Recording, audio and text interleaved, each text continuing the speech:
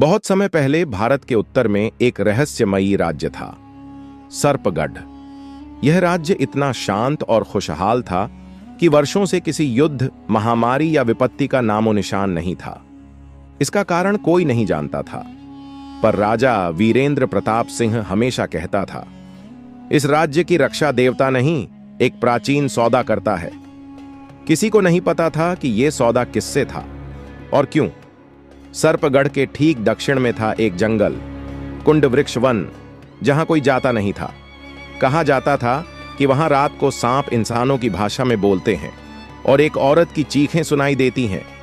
एक रात राजमहल के संतरी ने देखा कि एक लड़की भीगे बाल, काले लिबास में महल की ओर आ रही है।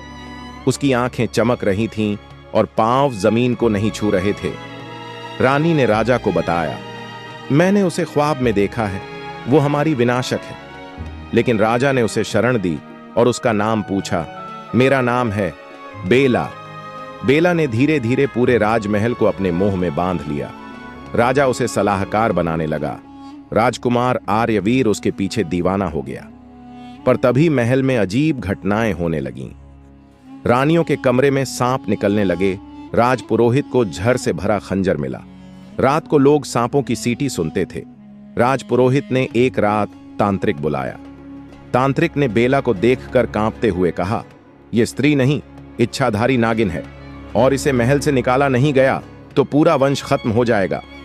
राजा ने बेला को पकड़ने का आदेश दिया, लेकिन बेला गायब हो गई और उसी रात पूरा राजमहल सांपों से भर गया।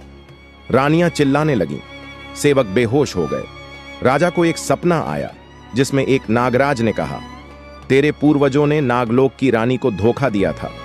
उस नागरानी की बेटी है बेला, यह उसका बदला है। राजा को याद आया, उसके पूर्वजों ने एक इच्छाधारी नागिन से विवाह कर धोखा किया था और फिर उसे जिंदा जला दिया था। वो नागिन मरते समय शाप देकर गई थी, हर 7वीं पीढ़ी में मैं लौटूंगी और तुम्हारा वंश समाप्त करूंगी। बेला वही श्राप थी।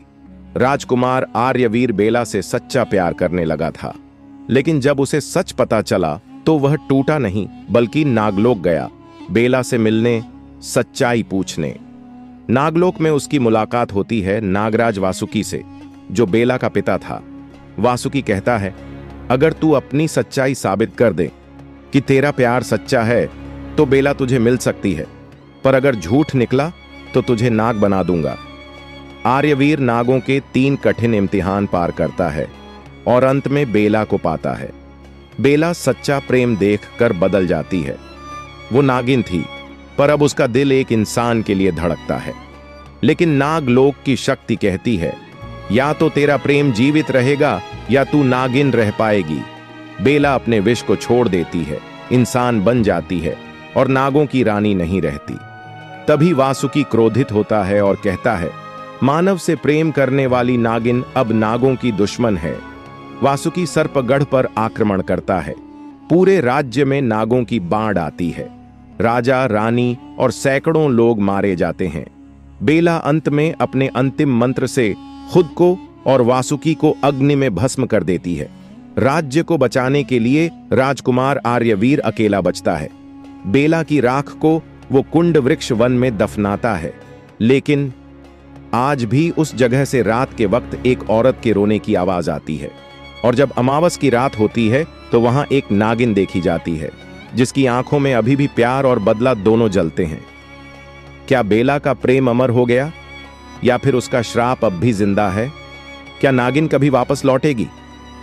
अगर आप जानना चाहते हैं इस रहस्य का अगला भाग, तो चैनल को अभी सब्सक्राइब करें और इस वीडियो को लाइक करना ना भूलें।